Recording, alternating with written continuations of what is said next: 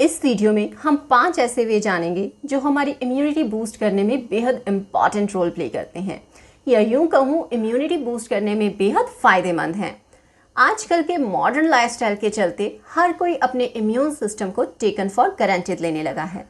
But do you know, immunity system शरीर की एक महत्वपूर्ण रक्षा प्रणाली है जो हमें रोगों और संक्रमणों से लड़ने में मदद करती है। ये एक ऐसा कॉम्प्लेक्स नेटवर्क है जो ऑर्गन्स, सेल्स और अलग अलग तरह के प्रोटीन से मिलकर बनता है और हमारे शरीर को बाहरी कीटाणुओं जैसे वायरस, बैक्टीरिया, फंगल इन्फेक्शन और अन्य कोशिकाओं के खिलाफ संरक्षण प्रदान करता है। इसका मुख्य कार्य है शरीर को संक्रमणों से बचाना और इन्फेक्शन को संभालना। बहुत बार आपने नोट भी किया होगा कि बैक्टीरियल इन्फेक्शंस के चलते, मौसम में बदलाव के चलते बहुत सारे लोग बीमार पड़ जाते हैं। बट फिर भी कुछ लोग ऐसे होते हैं जो बावजूद इसके कि उनकी फैमिली के लोग बीमार पड़े होते हैं, वो इजीली इन सब से बच के निकल जाते हैं।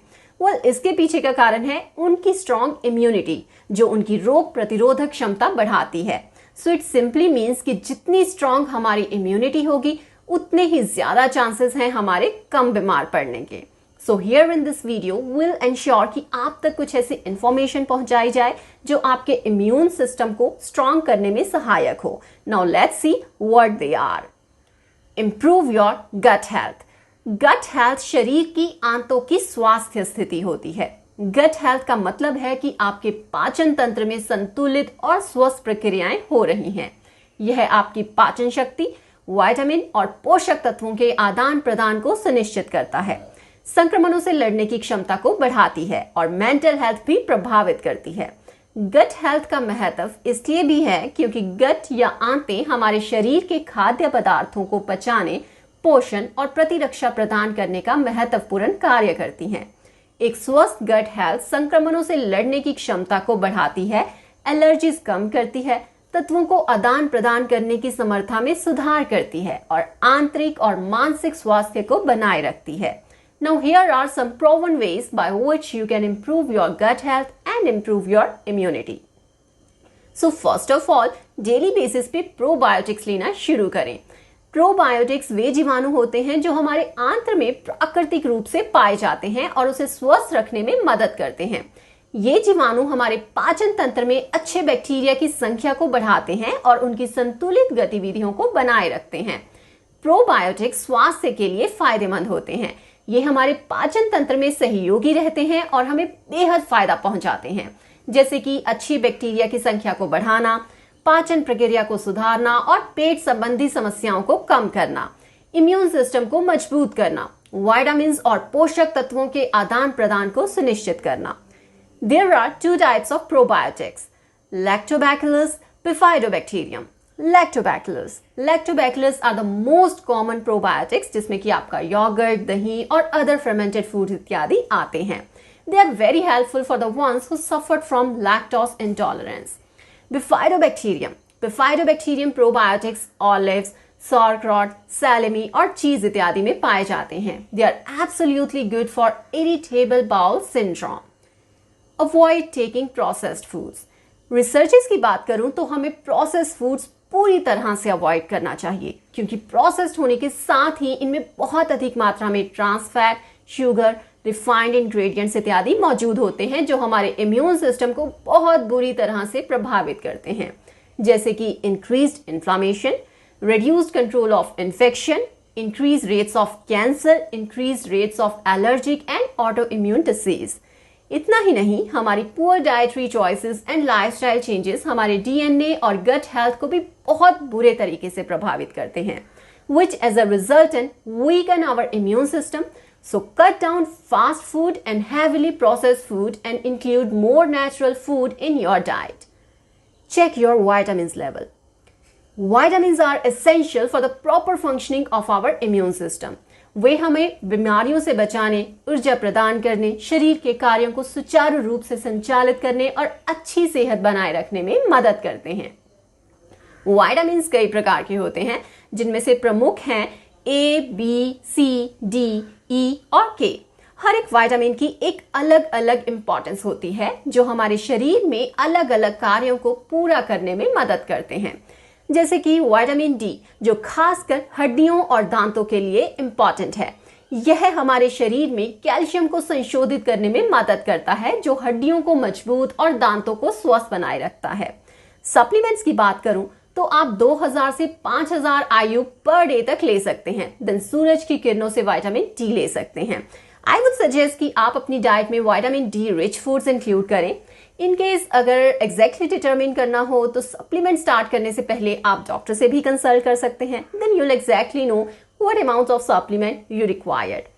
अब विटामिन ए की बात करूं तो यह हमारी रेटिना के स्वस्थ विकास और अच्छी दृष्टि के लिए जरूरी होता है। इसके अलावा यह हमारी त्वचा, बाल, हड्डियां और दांतों के लिए भी आवश्यक होता है। फूड्स देखा जाए तो milk, eggs, green vegetables vitamin A से भरपूर होते हैं। फाइनली विटामिन ई, जो कि एक शक्तिशाली एंटीऑक्सीडेंट है, जो आयरन, कैल्शियम, एंजाइम्स और विटामिन ए को संशोधित करने में मदद करता है। यह हमारे शरीर को रद्दी करने वाले रेडिकल्स के खिलाफ लड़ने में मदद करता है, जो खराब स्वास्थ्य के कारण हो सकते हैं। इतना ही नहीं, यह त्वचा को स्वस्थ और चमकीली बनाने में मदद करता है और धूप के कारण रेडिएशन से पहुंचने वाले नुकसान से भी बचाता है। आप चाहें तो डेली का एक मल्टीविटामिन अपनी डाइट में इंक्लूड कर सकते हैं, बट बेहद अच्छा होगा अगर आप जितना हो नेचुरल फूड्स को अपनी डाइट में इंक्लूड करें, जिससे कि आपको plenty of vitamins and antioxidants मिल सकें, और fast food and processed food को अवॉइड करें। You can definitely add lettuce, broccoli, mushrooms, garlic in your regular diet to enjoy a healthy and fulfilling life. Get moving. Regular exercise करना आपके immune system को active रखता है और infection की प्रतिरोधक क्षमता को बढ़ाता है। योग, प्राणायाम, ध्यान, चलना, दौड़ना, स्विमिंग, जिम या किसी भी आरामदायक व्यायाम को आप अपनी दिनचर्या में शामिल कर सकते हैं। कट दी स्ट्रेस। स्ट्रेस हमारे दैनिक जीवन का हिस्सा बन चुका है। स्ट्रेस के समय शरीर एक ऐसा हार्मोन क्रिएट करता है जिसे कॉर्टिसोल कहते हैं। यह हार्मोन संक्रमण से लड़ने के लिए महत्वपूर्ण होता है, लेकिन अधिक मात्रा में कॉर्टिसोल उत्पन्न होने पर इम्यून सिस्टम पर नकारात्मक प्रभाव पड़ता है। इसके परिणाम स्वरूप शरीर की प्रतिरक्षा क्षमता कमजोर हो जाती है और संक्रमण के खिलाफ लड़ाई में असमर्थता होती है। यूजुअली स्ट्रेस से निपटने के लिए हम अनहेल्दी आदतें जैसे कि ड्रिंकिंग, स्मोकिंग इत्यादि को अपना बैठते हैं। आइए इसे हम एक इन्वेस्टिगेशन के थ्रू समझते हैं, जो कि फर्स्ट ईयर मेडिकल स्टूडेंट्स पे की गई थी, जिसमें 49 मेल्स थे और 26 फीमेल्स थी, और ये सारे के सारे वॉलंटियर्स थे। तो हुआ यूं कि इनके फाइनल एग्जाम से एक महीना पहले इनके ब्लड सैंपल्स लिए गए, जिसे लो स्ट्रेस टाइम के तौर पे कंसीडर किया गया, और एग्जाम्स के दौरान जो कि हाई स्ट्रेस टाइम था, ब्लड सैंपल्स में टी सेल्स की एक्टिविटी से इम्यून फंक्शन को मेजर किया गया। The blood sample taken from the first group before the exams contained more T cells, which was highly active as compared to the blood samples taken during the exams, which showed a low concentration of the T cells and less active cells. इस study में यह भी पाया गया कि immune responses were especially weakened into those students who reported feeling most lonely, as well as who were experiencing other stressful life events like psychiatric symptoms such as depression and anxiety. This study clearly showed the relation between stress and our immune system. अब अगर सही तरीके से stress को tackle करने की बात करूं तो इसका सबसे बेस्ट सॉल्यूशन है meditation. Even 15 to 20 minutes of morning meditation. Make it a habit of at least 3 to 4 times per week.